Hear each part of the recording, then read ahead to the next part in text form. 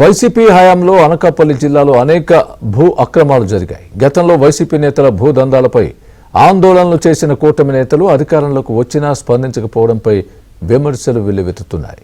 చాలా కాలంగా విచారణ జరుగుతున్నా చర్యలు తీసుకోవడం లేదని ఆరోపిస్తున్నారు ప్రజలు.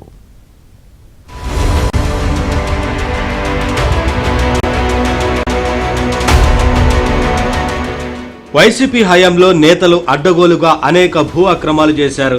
అలాంటి వాటిలో అనకాపల్లి జిల్లా కసింకోట మండల బయ్యవరం రెవెన్యూ పరిధిలోని విసన్నపేట భూములు ఉన్నాయి. అధికారాన్ని అడ్డుపెట్టుకుని వైసీపీ నేత మాజీ మంత్రి విసన్నపేటలోని సుమారు 350 ఎకరాల వివాదాస్పద డి పట్టా భూములు, ప్రభుత్వానికి చెందిన కొండ గోర్జీలు, వాగులు, వంకలను కబ్జా చేశారు. యంత్రాలను వినియోగించి ప్రకృతి విధ్వంసానికి పాల్పడ్డారు. విఎంఆర్డీఏ నుంచి అనుమతులు తీసుకోకుండా వింటేజ్ మౌంట్ వ్యాలీ రిసార్ట్ పేరుతో వెంచర్ వేసి విల్లాలు నిర్మించనున్నట్లు బ్రోచర్లతో ప్రచారం చేశారు.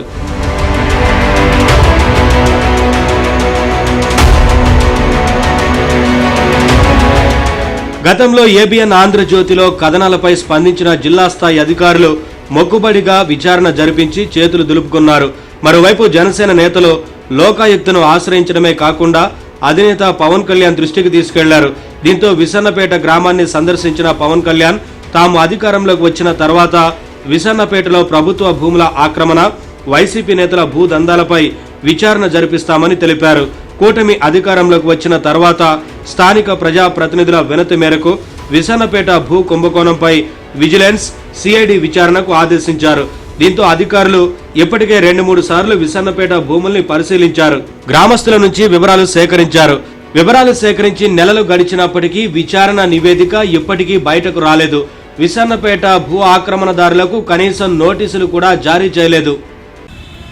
కసింకోట మండలం బయ్యవరం రెవెన్యూ విసన్నపేట భూములు సంబంధించిన అంశం ఇప్పటికైనా సరే కూటమి ప్రభుత్వం బహిర్గతం చేయాలి.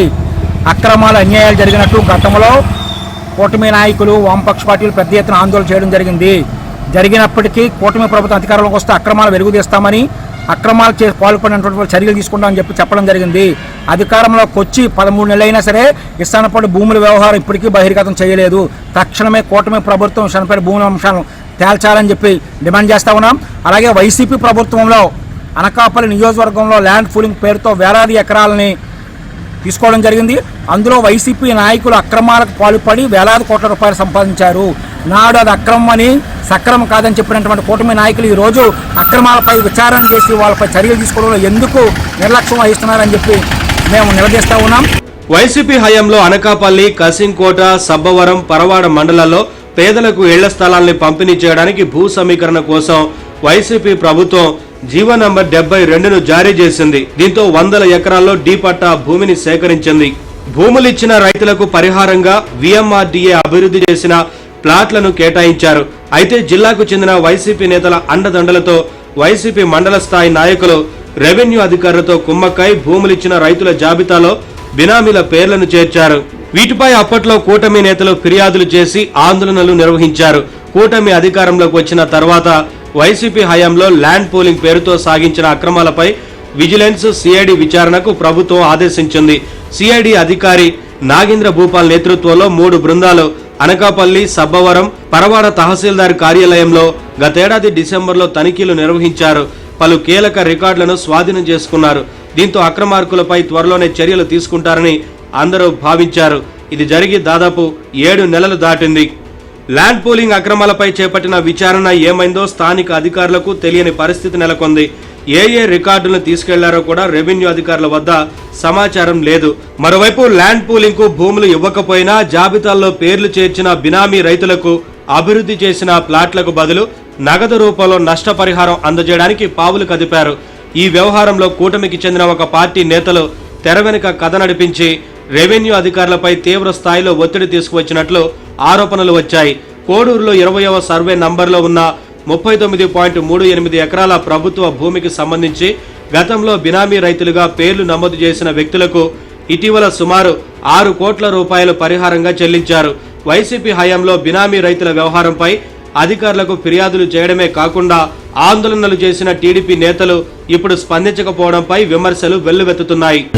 సంబంధించిన 600 ఎకరాల భూమి రికార్డింగ్ కనీసం ముట్టుకోలేదు. పైన ఎవరు నేరం చేశారన్నది ప్రజలకు ఇప్పటివరకు చెప్పలేదు. మరి అలా కాదు, కూటమి ప్రభుత్వం వచ్చింది కాబట్టి 600 ఎకరాలు కాబట్టి దీన్ని నిజ నిర్ధారణ తేల్చాల్సిన పరిస్థితి ఈవేళ కూటమి ప్రభుత్వం మీద ఉందని చెప్పి ఆమ్ ఆద్మీ పార్టీ డిమాండ్ చేస్తుంది.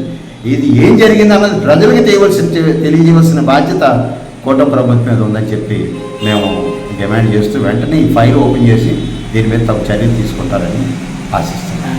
ప్రభుత్వం ఉన్నతాధికారులు ఎప్పటికైనా విచారణ నివేదికలను బహిర్గతం చేసి భూదోపిడీదారులపై చర్యలు తీసుకోవాలని ప్రజలు డిమాండ్ చేస్తున్నారు.